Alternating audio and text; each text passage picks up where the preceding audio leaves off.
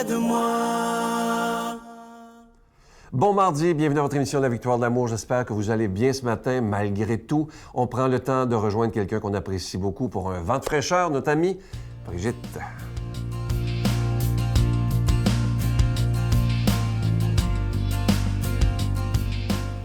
Bonjour tout le monde, j'espère que vous allez bien ce matin. J'ai le goût de commencer une série de chroniques sur les 7 attitudes à adopter calquées sur la Vierge Marie.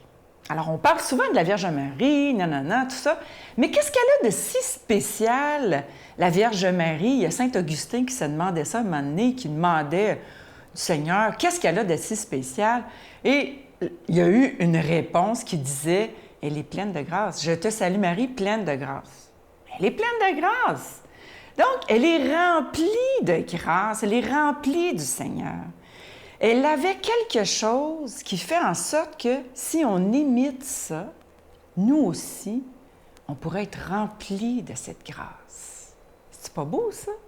Alors, une des premières attitudes de la Vierge Marie qu'on peut lire dans l'Évangile, c'est quand elle reçoit la visite de l'ange. On voit que à l'intérieur d'elle, il y a cette première attitude qui est le silence intérieur. Silence intérieur. Dans cette semaine sainte qu'on vit actuellement et dans tout ce qu'on vit de chamboulé, là, le silence intérieur, on n'a comme pas le choix de le développer. Bien, on est sur la bonne voie. On est sur les pas de la Vierge.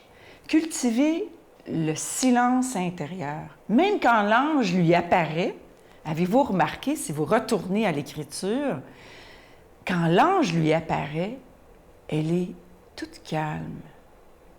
C'est comme si elle avait cette habitude, elle, d'être en cœur à cœur avec le Seigneur. Je vous en parle souvent de ce cœur à cœur-là.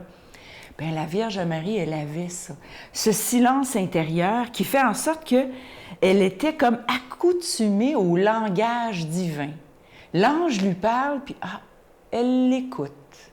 C'est parce qu'elle était habituée, même très jeune. Elle avait cultivé ce temps de prière.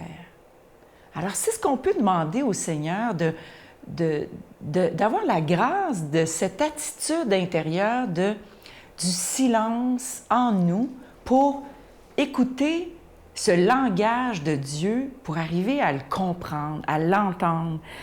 Elle avait aussi, la Vierge, une espèce on peut voir comme de recueillement qui faisait en sorte que quand le Seigneur lui parlait, elle communiait tout de suite. Elle était comme pas toute déboussolée. Mais avec tout ce qui se passe socialement, là, puis dans nos vies, est-ce qu'on peut adopter cette attitude qui fait en sorte qu'on accueille les événements? On les accueille dans une paix intérieure, sans se garrocher sur le téléphone, sur Facebook, juste accueillir l'événement dans un silence. Qu'est-ce que le Seigneur veut me dire? Qu'est-ce qu'il me dit? Voilà cette première attitude. On se retrouve la semaine prochaine. Notre Père qui es aux cieux, que ton nom soit sanctifié, que ton règne vienne, que ta volonté soit faite sur la terre comme au ciel. Donne-nous aujourd'hui notre pain de ce jour. Pardonne-nous nos offenses comme nous pardonnons à ceux qui nous ont offensés. Ne nous laisse pas entrer en tentation, mais délivre-nous du mal, car c'est à toi qu'appartient le règne, la puissance et la gloire pour les siècles des siècles. Amen. Je continuerai à croire, même si tout le monde perd espoir.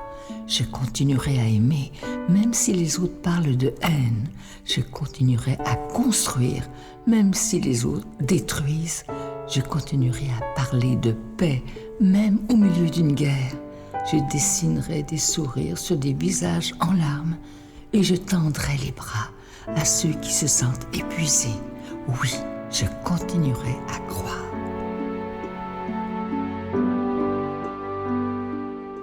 prends quelques instants pour solliciter votre aide pour le ministère de la Victoire de l'Amour. Vous savez que malgré le confinement, on fait tout ce qu'il faut pour être capable de quand même enregistrer en respectant les consignes de la santé publique. Ça, c'est extrêmement important, autant au niveau personnel que professionnel. Et moi, je vous promets que nous ferons tout pour rester en ondes 7 jours par semaine. Merci de tout cœur de ce que vous ferez pour la Victoire de l'Amour. Vous savez que les églises sont fermées, il n'y a plus de célébration. Il ne reste présentement que la Victoire de l'Amour au niveau spirituel. Et il ne faut surtout pas perdre l'émission. C'est extrêmement important. Le cadeau du mois, il est beau pas à peu près. Et c'est une magnifique croix en pendentif. Elle est plaquée nickel argenté. Et au centre, c'est orné d'un diamant synthétique. Et il est autant pour hommes que pour femmes. Et ce que j'aime, c'est qu'il est d'une grande, grande simplicité. Alors, je vous donne l'adresse. La Victoire de l'Amour, case postale 120, succursale Boucherville à Boucherville, le J4B 5E6. Je vous la redonne. La Victoire de l'Amour, case postale 120,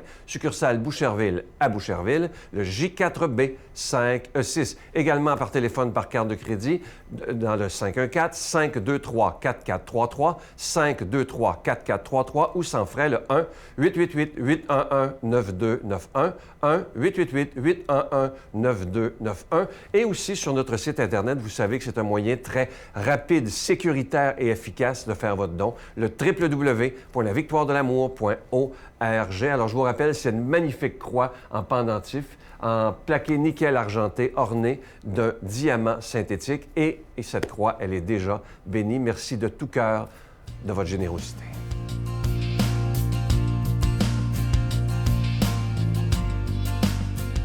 Mon Dieu, donnez-moi la sérénité d'accepter les choses que je ne peux changer, le courage de changer les choses que je peux et la sagesse d'en connaître la différence. Amen. Aujourd'hui, la parole de Dieu est proclamée par quelqu'un qu'on apprécie beaucoup à la Victoire de l'Amour, Geneviève Côté.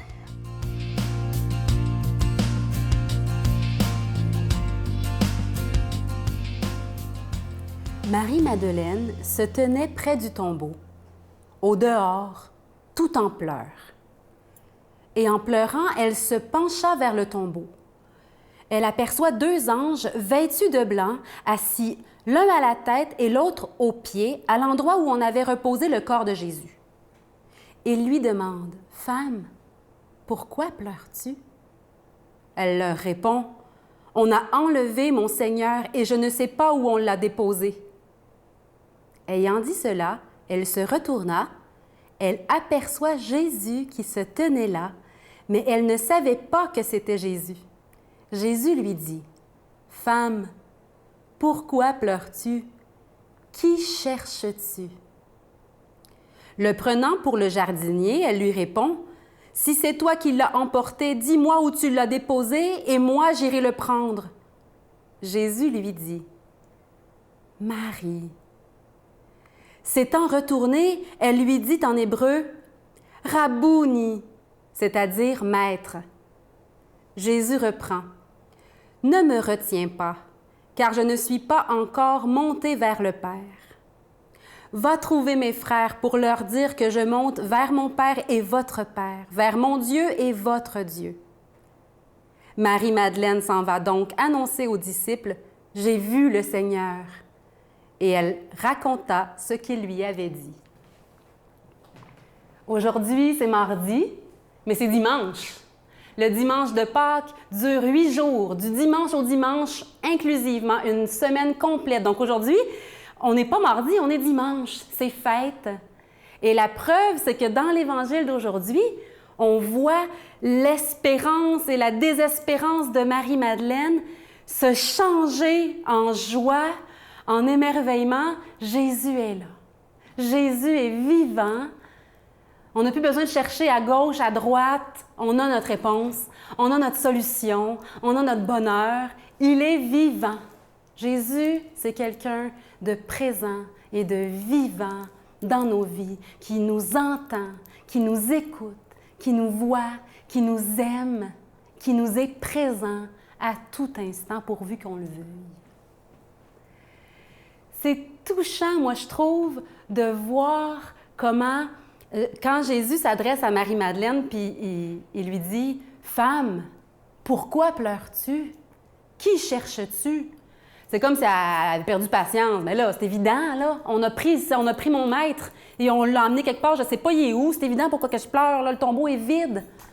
Il était là, je suis venue pour soigner son corps, embaumer, puis tout ça, puis là...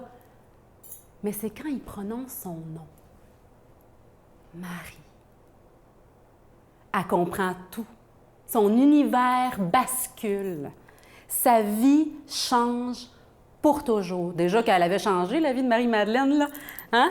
On est d'accord que Jésus, il n'arrête pas de nous amener plus loin, plus loin, plus loin dans l'amour, dans la vérité, dans la sainteté, dans la simplicité aussi. Il nous amène plus loin dans la vie. Une vie qui n'aura pas de fin, donc il y aura toujours moyen d'aller plus loin avec lui, tout le temps. C'est une promesse de vie éternelle. C'est fou, la vie éternelle, ça dépasse l'entendement. C'est comme son amour, ça dépasse l'entendement. Et moi, ça m'a profondément... Méditer sur ce texte-là m'a profondément donné le goût de prier, d'aller rencontrer Jésus dans mon cœur ou dans l'adoration eucharistique pour l'entendre prononcer mon nom. Il n'y a rien de plus doux, il n'y a rien de plus beau. Je pense que les parents à l'égard d'un enfant aussi, quand un enfant vient de naître puis qu'on trouve son nom, j'imagine que, j'ai pas d'enfant, mais j'imagine hein, que prononcer son nom, puis de s'entendre prononcer notre nom par quelqu'un qui nous aime, on n'est pas femme, homme, ami, collègue. Hey, collègue! Prononcer le nom des gens, c'est si important. C'est dire « tu existes, tu es quelqu'un pour moi ». Tu n'es pas anonyme. Hein? Tu es quelqu'un d'important pour moi. Et Jésus nous invite à avoir cette même attitude à l'égard des gens qui nous entourent. C'est une façon simple peut-être d'aller plus loin dans l'amour. Pourquoi pas? Hein? Même par écrit des fois, oser mettre le nom de la personne à qui on parle. Ça fait du bien. Moi, ça fait du bien quand les gens m'écrivent puis écrivent mon nom ou me parlent puis prononcent mon nom. Ça sent ça. Allons plus loin dans l'amour. Christ est ressuscité, sa vie est toute puissante, son amour est tout puissant. Portons cet amour pour toutes les personnes qui nous entourent, autant que faire se peut, de toutes nos forces, avec la grâce de Dieu. Et que le Seigneur nous bénisse de tout son amour, de toute cette vie en abondance. Au nom du Père, du Fils et du Saint-Esprit. Amen. Je vous salue Marie, pleine de grâce. Le Seigneur est avec vous. Vous êtes bénie entre toutes les femmes, et Jésus, le fruit de vos entrailles, est béni.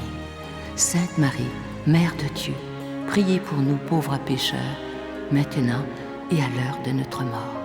Amen.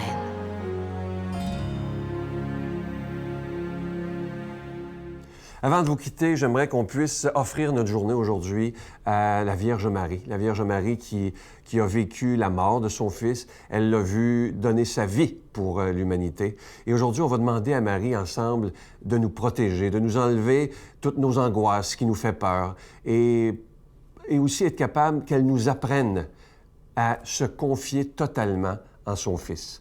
Parce que c'est le Seigneur qui nous dit dans l'Évangile, « N'ayez pas peur, j'ai vaincu le monde. Je suis le vainqueur du mal. » Et présentement, le mal, c'est ce virus.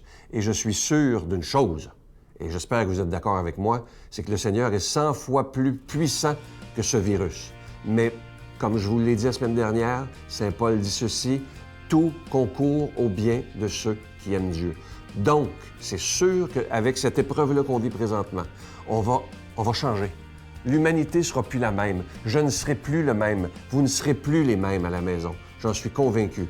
Et je pense que ce qui est en train d'arriver va nous permettre de devenir des êtres humains beaucoup plus beaux, des vrais êtres humains finalement, qui aiment et qui ne pensent pas juste à soi, mais qui pensent aussi à l'autre.